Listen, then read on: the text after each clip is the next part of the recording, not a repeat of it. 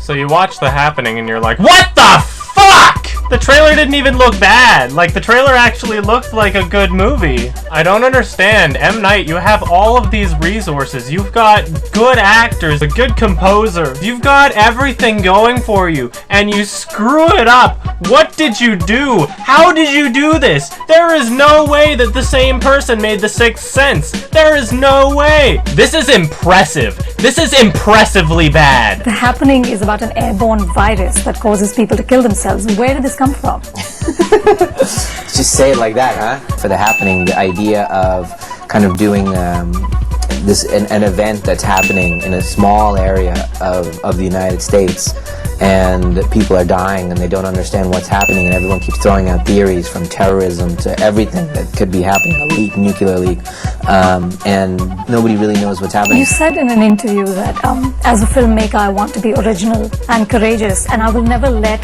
the fear of being hurt dictate my decisions as a director. But on this movie, Fox asked for extensive rewrites and you did them, which is also a career first for you. Was this because Lady was a commercial and critical disappointment? Well, no, I don't think anything you just said was true. I remember when this movie came out and I hadn't even seen it. All I remember is that everybody was telling me, don't see it, it's terrible. And I asked them why. They're like, it's plants. It's plants. So there's your first problem, M. Night. It's plants. But it's not like you even did it in a way where it was revealed at the end like a twist, which might have been better. It's blatantly explained throughout parts of the movie, and about halfway through you already know what it is. How can I take any of this seriously? How can I take this seriously? What is this? My sister sent it to me. It was taken an hour ago at the Philadelphia Zoo.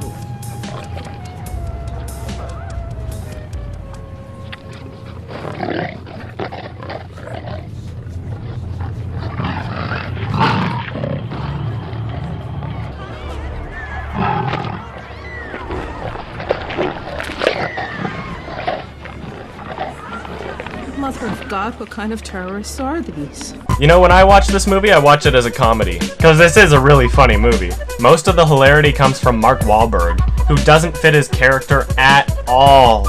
Nobody, certainly from my school days, would believe that I would be playing, especially of all teachers, a science teacher. It was my worst subject. I didn't tell that tonight going in, obviously, because I wanted the role. This movie's a little bit offset for you. You usually do a lot of action movies. How do you feel about this movie in comparison? Well, I always try to switch it up. And one of the things I told him is that you can't go to that steely kind of lockjaw, tough guy place. That's not an option for this guy. He doesn't know how to do that. So if he's feeling vulnerable, you just have to be vulnerable. Somehow they thought it was a good idea just to have Mark Wahlberg in a high-pitched voice and sound really concerned the whole time. And it was a good idea. It's hilarious. Planning on stealing something? No, ma'am, we're not. Plan on murdering me in my sleep? What? No. I was in a pharmacy a while ago. There was a really good-looking pharmacist behind the counter. Really good-looking. I went up and I asked her where the cough syrup was. I didn't even have a cough. And I almost bought it. And I'm talking about a completely superfluous bottle of cough syrup. That's like $6. You don't have an opinion? You should be more interested in science, Jake. You know why?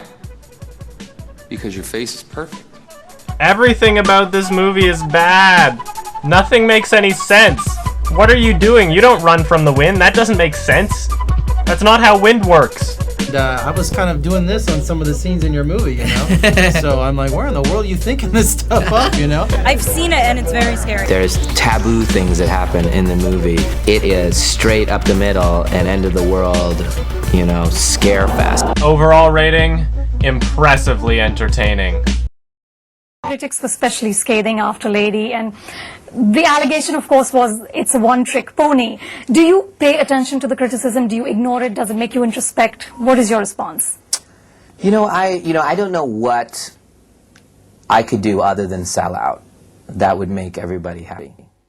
So you watch The Last Airbender and you're like, what the fuck?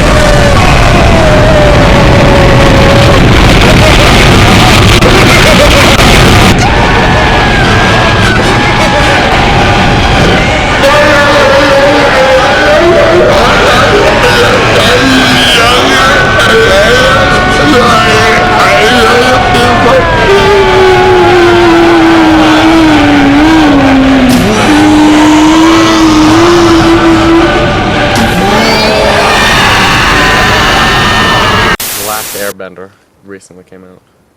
A classic for any of you film goers who need something to go see in theaters. This is top of your list. M. Night. Want to know what I think of M. Night? Well, he's on track. He's back on track. He never left the track, though.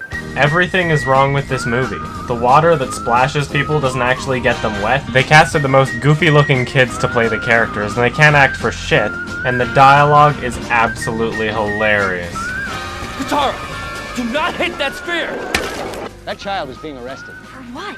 He was bending tiny stones at us from behind a tree. It really hurt. But something that I hear a lot of is the problems with the casting. Do you think the criticism of your casting Caucasians in what are ostensibly Asian roles in The Last Airbender is a fair criticism? I cast what I believe, and I bet you I'm not straying too far from the truth when I say that it is the most diverse, culturally diverse movie ever made. Let's look at the movie in and of itself. I felt when I saw Noah that he was mixed race. Like, I didn't know his ethnic background. So I cast the Air Nomads, which is where he's from, as all mixed race. So when you see the Air Nomads in the movie, they're not one ethnicity, they're all mixed.